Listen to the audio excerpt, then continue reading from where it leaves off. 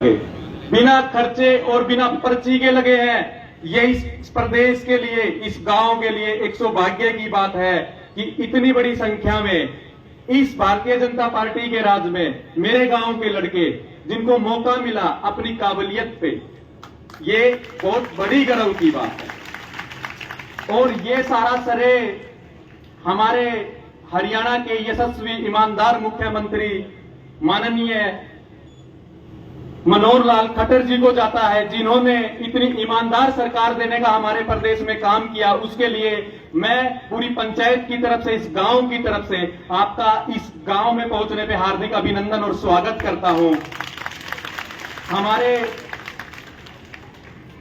हमारे सोनीपत लोकसभा के माननीय सांसद जी, लोकप्रिय सांसद जी, उनका भी मैं यहां पहुंचने पर दिल की गहराइयों से स्वागत करता हूं।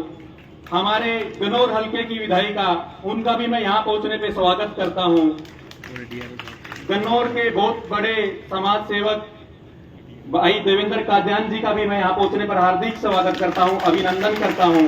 हमारे जिला के अध्यक्ष माननीय तीर्थ जी का मैं यहां पहुंचने पर हार्दिक अभिनंदन करता हूं, स्वागत करता हूं। आज यहां मेरे गांव की इस पावन धरती पर पहुंचने पर मेरे गांव का एक एक बच्चा, एक एक माता, एक एक बहन, इस मिट्टी का आज एक एक कण अपने आप को गर्वान्वित महसूस कर रहा है, क्योंकि मेरे गांव की इस पवित्र धरा पे, मेरे इस गांव के इस पवित्र मंदिर में, इस पंचायत भवन में, इस हरियाणा के वो मुख्यमंत्री आए हैं जो आज से पहले इस हरियाणा प्रदेश में कभी कोई किसी ने ऐसा काम नहीं किया, ऐसा संचालन किसी सरकार का नहीं किया। सबसे बड़ा काम, पंचायत को निष्पक्ष कर दिया, बिना किसी दबाव के बंद कर दिया। एक कानून और एक कलम से ऐसा काम कर दिया कि ऊपर से लेकर नीचे तक पंचायत का भ्रष्टाचार 1 मिनट में खत्म कर दिया। ये कोई और कर नहीं सकता, ये कोई सोच नहीं सकता, क्योंकि इसके लिए बहुत बड़ा दिल और बहुत बड़ी सोच चाहिए, और वो सोच किसी और में नहीं हो सकती, वो काबिलियत किसी और में नहीं हो सकती। वो काबिलियत और वो सोच और इतनी ऊंची और इतनी दूर की सोच रखने वाला अगर कोई है, और इस हरियाणा की जनता को कोई सम्मान, कोई आशीर्वाद देने वाला है, हर लाइन में खड़े उस गरीब आदमी का बच्चा, रिक्शा चलाने वाले का, ट्रक चलाने वाले का बच्चा, मेरे को प्रदेश और देश का नहीं पता, लेकिन मेरे गांव में, मेरे इस गांव के लोगों के कुछ परिवार के कुछ बच्चे ऐसे लगे हैं जिनका राजनीति से 7 पीढ़ियों से कोई वास्ता नहीं, जिनका किसी चौधरी और MP MLA से कोई वास्ता नहीं, लेकिन उनके बच्चों ने अपनी मेहनत से काबिलियत की, और उनको पता था कि पढ़ो, आज हरियाणा में एक सरकार ऐसी है, हमारा गरीबों का एक रखवाला ऐसा बैठा है कि आप पढ़ो, पेपर दो और नौकरी लो, ना खर्चे की जरूरत ना पर्चे की जरूरत। ये कोई और कर नहीं सकता, ये सिर्फ कोई कर सकता है तो हमारे हरियाणा का शेर कर सकता है, ईमानदार व्यक्ति कर सकता है, क्योंकि हमें वो चाहिए जो हमारी सोचे, हमें वो नहीं चाहिए जो सिर्फ अपनी सोचे। मनोहर लाल खट्टर जिंदाबाद, भारतीय जनता पार्टी जिंदाबाद।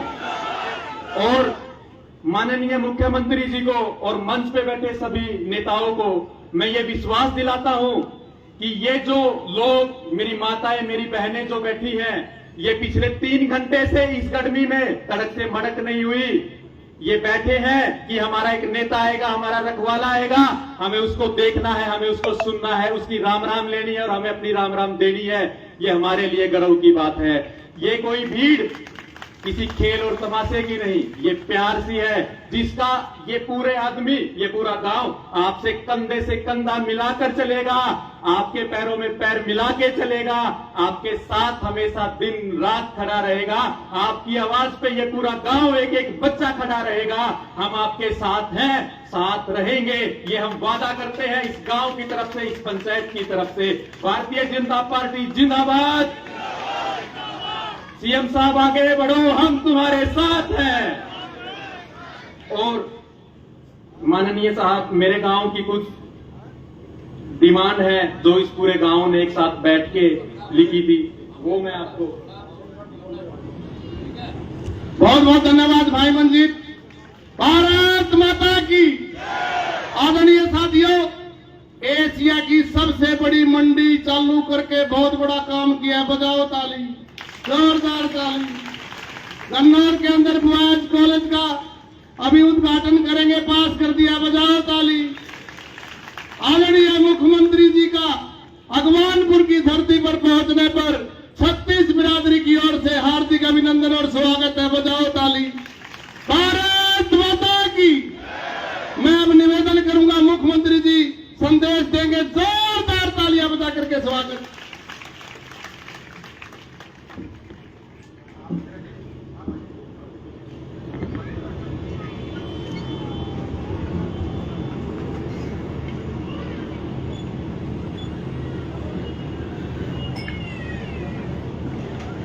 मेरे और मंजीत के कद का थोड़ा फर्क था, मैंने पूरा कर लिया। अब हो गया ना बराबर।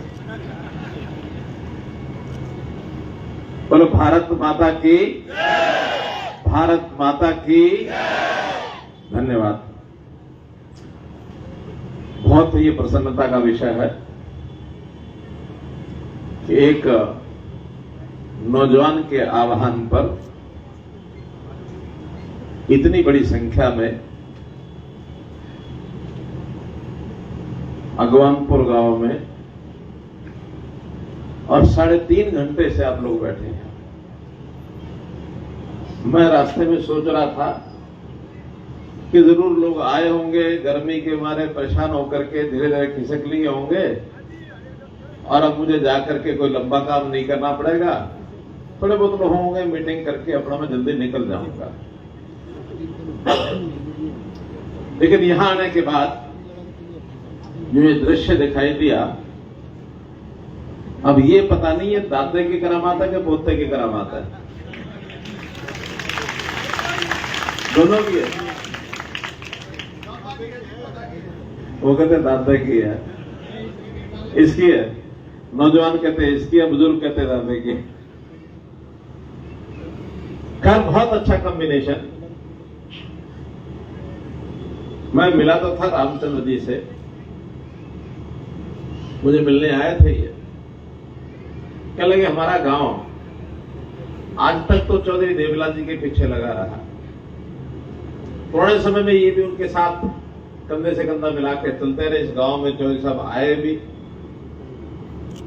क्या लगे, लेकिन अब राजकाज का जो मजा आपकी सरकार में आ रहा है, शायद हमें उस समय में नहीं आया। मैंने कहा फिर चलेगा, हमें अपने साथ मिला लो। पहली बार मिले थे, मैंने कहा बुजुर्ग आदमी है, भावनाओं में बह गया होगा, पता नहीं बाबा रामचंद्र क्या आया है इस उम्र में आके, क्या निकालेगा ये हमारे पास आके। आज मुझे समझ में आया कि इनको अपने परिवार पर, अपने पोते पर कितना भरोसा है और आगे करके आप सब लोगों को यहां लेकर लाने का जो काम इन्होंने किया और आज हमारे आपको एक दूसरे के दर्शन हो रहे हैं, मैं इनकी ताकत को आज समझा हूं।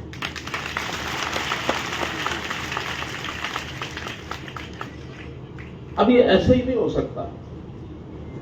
आखिर कोई आदमी किसी के लिए कुछ करता है तब उसका बात का असर होता है।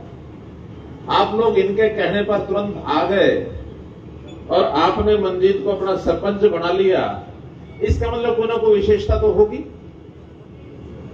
और खास करके जब मैंने इनका भाषण सुना तो मुझे लग रहा था मुझे बोलने की जरूरत है भी नहीं, जो मैंने कहना था वो भाई मंजीत ने कह दिया। सरकार में शासन क्या होता है, ये पिछली सरकारें आज तक कभी किसी ने किया नहीं। हर किसी ने, ये ठीक है, विकास के कामों में किसी ने सड़क भी बनवाई होगी, किसी ने स्कूल भी बनवाया होगा, किसी ने छोटा मोटा अस्पताल है, कुछ और है, ये छोटे छोटे काम तो किए होंगे। लेकिन जनता में सुशासन, अच्छा शासन, पारदर्शी शासन, बिना भेदभाव का शासन, जिसमें आम आदमी को भी उतना ही लाभ मिल जाए जितना बड़े आदमी उठा रहे हैं, ये शासन आज तक कभी किसी ने नहीं किया।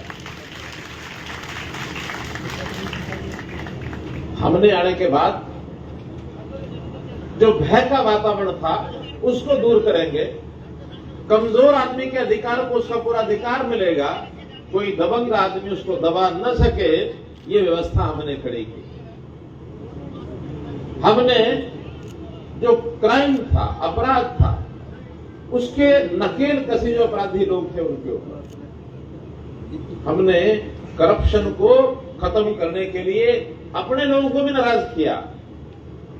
क्या क्या करप्शन किस टाइप का होता था, जिन नौकरियों की बात कर रहे हैं, ये नौकरियां बिकती थी। हर नौकरी का रेट होता था, और जो रेट नहीं होता था तो फिर जो अपने अपने लोग होते थे, कोई चाचे का, कोई मामे का, कोई बुआ का, कोई साले का, जब उन्होंने कहा कि हम तो मेरिट पर नौकरी देंगे, अपने लोग हमारे सामने खड़े हो गए कि नहीं, हम इतने सालों से काम कर रहे हैं तो हमारे अपनों का क्या होगा। मैंने कहा भाई देखो, अपना कौन होता है। आज आपके पास कोई आता होगा, चाय पीता होगा, नमस्ते करता होगा, बस्ता उठाता होगा, उसको आप कहते हैं अपना है। मैं दूसरी बात कहता हूं कि सैद्धांतिक तौर पर चलो, जो होशियार है, जो योग्य है, जिसके अंदर मेरिट है, आप उसके नौकरी लगने दो। जिस दिन वो नौकरी लग जाएगा, वो अपना हो जाएगा, उसको अपना बना लेना। ये बचेगा नहीं बचेगा, कम से कम वो अपना जरूर हो जाएगा, जिसको ये लगेगा कि मुझे मेहनत कोई और फालतू काम नहीं करना पड़ा, अपनी मेहनत के बलबूते पर मुझे नौकरी मिली है, मुझे ना पर्ची ना खर्ची किसी काम में नहीं किया, सारे अपने हो जाएंगे। अब उस समय भरोसा हुआ कि नहीं हुआ, आज भरोसा हो रहा है। इस गांव में मुझे नहीं लगता कि कोई हमारा बहुत ज्यादा कार्यकर्ता रहे होंगे, कोई 10, 20, 50 कार्यकर्ता रहे होंगे तो हमारे रमेश कौशिक जी को पता होगा या हमारी बहन निर्मल जी को पता होगा।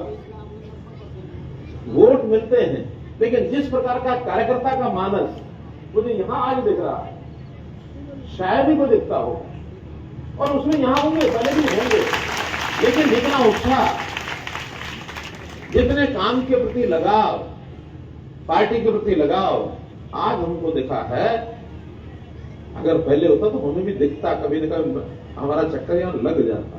मैं आज प्रसन्न हूं इस बात से कि जिनके काम हुए वो आज हमें हो गए। रामचंद्र जी ने कहा कि मुझे बीजेपी ज्वाइन करा लो, इन्होंने कर ली। इनके पोते ने, मंजीत जो आपका सरपंच है, इसने ज्वाइन कर ली। अब मुझे नहीं पता कि आपको क्या कह के बुलाया है, मुझे तो यही बताया था कि कुछ और मेरे साथी भी बीजेपी ज्वाइन करेंगे। आपको क्या कह के बुलाया? बीजेपी ज्वाइन करनी है इसलिए, या कुछ और बटेगा? बीजेपी ज्वाइन करनी है इसलिए।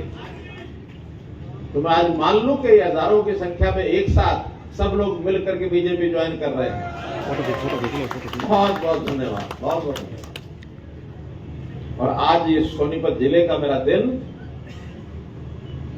ऐसे ही ज्वाइनिंग के कार्यक्रम हुए हैं। आज बहुत ज्यादा किसी ने कुछ भी ऐसा नहीं किया है, कहा है कि ठीक है, मांग पत्र सब जगह आए हैं, पहले नहीं आए थे, आज आए हैं। मैं तो बैठा बैठा अभी देख रहा था, बहुत छोटी छोटी बातें हैं, कोई बड़ा ऐसा काम नहीं कि जो होने वाला नहीं है। ये सारे काम होने वाले हैं, सारे होने वाले हैं। जाकर के इसका कोई थोड़ा फाइल बनानी पड़ती है, उस फाइल में किसी का बजट पास कराना, किसी को जमीन चाहिए तो वो लेनी, किसी का ड्राइंग बनाने, किसी के और भी जो काम है वो फाइलों में पूरी करके आपको आने वाले 15 दिन में, महीने में पता लग जाएगा कि ये काम सारे इसमें से हो गए।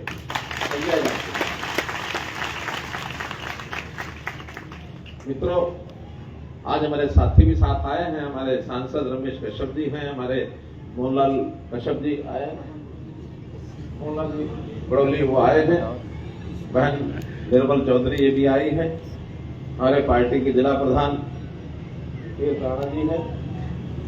सब लोग यहाँ जो आए हैं यहाँ पर, ये सब आपके साथ अपना संबंध जोड़ने के लिए आए। आपने एक हाथ बढ़ाया, हम 2 हाथ बढ़ाएंगे, ये आपको विश्वास दिलाता है। और ये सरकार, जैसा पहले बताया जा चुका है, ये किसी के अधिकार को, ऐसा नहीं कि उसके अधिकार को मिलेगा नहीं, उसका अधिकार जरूर मिलेगा। कोई किसी का अधिकार छीन नहीं सकता। कोई दबंग अपने आप बन करके कहे नहीं मैं तो उसके अधिकार छीनूंगा, इस सरकार में कोई नहीं छीन सकता। यहां हमने व्यवस्थाएं खड़ी की हैं, उन व्यवस्थाओं में एक व्यवस्था हमने परिवार पहचान पत्र बनाई है। आप में से किस किस ने अपने फैमिली आईडी ये बना ली है? जरा एक बार हाथ खड़े। सबने बढ़ाई है। कोई रह गया हो तो उसको बढ़वा लेना चाहिए, क्योंकि सारी स्कीमों के लाभ उसी में से मिलते हैं। और दूसरी बड़ी बात यह है कि फैमिली आईडी से ही गांव की आबादी गिनी जाएगी। पहले तो कोई कुछ भी कह देता था, हिसाब किताब नहीं होता था। अब उस फैमिली आईडी में हर परिवार के एक एक सदस्य का रिकॉर्ड होता है। नया भी अगर कोई बालक आ जाए, जन्म हो जाए, तो उसका नाम फट उसमें रजिस्टर करा लेते हैं। कोई भगवान को प्यारा हो जाए तो उसका नाम उसमें निकाल भी देते हैं, अंदाजे नहीं चलते हैं। और अब गांव में भी जो ग्रांट आती है वो उस आबादी के हिसाब से आएगी। एक आदमी के पीछे 2 से 2,500 रुपया सरकार की ओर से आता है। अगर आपके 10 परिवार भी ऐसे होंगे जिन्होंने फैमिली आईडी नहीं बनाई और उनके 50 मेंबर अगर हुए, तो 50 मेंबर अगर फैमिली आईडी नहीं बनेगी, इसका मतलब उस गांव में 1 लाख रुपया नहीं आएगा, कम आएगा। तो हम चाहते हैं कि नहीं हमको स्कीमें भी सब मिले और गांव की ग्रांट भी पूरी आए? चाहते कि नहीं चाहते? चाहते हैं। तो किसी अगर परिवार का तो फैमिली आईडी ना बनी हो तो उसको जरूर बनवा लें। और इसी प्रकार से मैं लंबा भाषण तो देने के लिए नहीं आया हूं, सिर्फ जो ज्वाइनिंग का काम आपका कराया है, विकास की कुछ जो डिमांड रखी है उस पर विचार करेंगे। 2 काम जो मुझे बताए गए हैं, एक तो यहाँ पार्क का व्यायामशाला, उसका जो निर्माण कराया गया है 3 करोड़ 60 लाख रुपए लगा करके, और उसका निर्माण हो चुका है। हो गया, पूरा हो गया ना? 3 करोड़ 60 लाख रुपए लगा के वो काम हमने कराया है।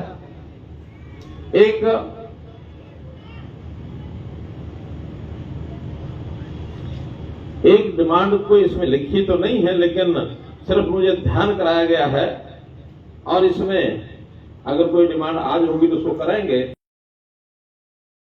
तो हरियाणा में रागनी और किस्से जो होते हैं, उसमें इस गांव के गायक, इस गांव के कलाकार बहुत आगे हैं, और उसी में एक कलाकार का नाम रागनी गायक राजकिशन जी, जिनकी जन्मभूमि रही है, उनका डंका न केवल सोनीपत में बल्कि प्रदेश देश में सब जगह उनका डंका बजता है।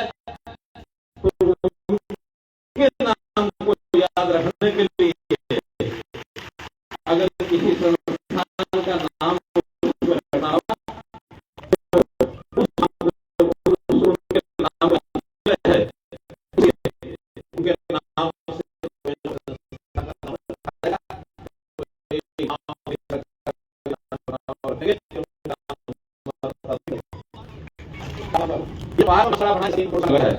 उसका नाम रागनी गायक राजकिशन जी के नाम से रखें। ये पसंद है सबको? चलिए, बहुत बढ़िया। उस पार्क का नाम ही गायक सुना और इतने घंटे इंतजार आपने की है। आपका बहुत बहुत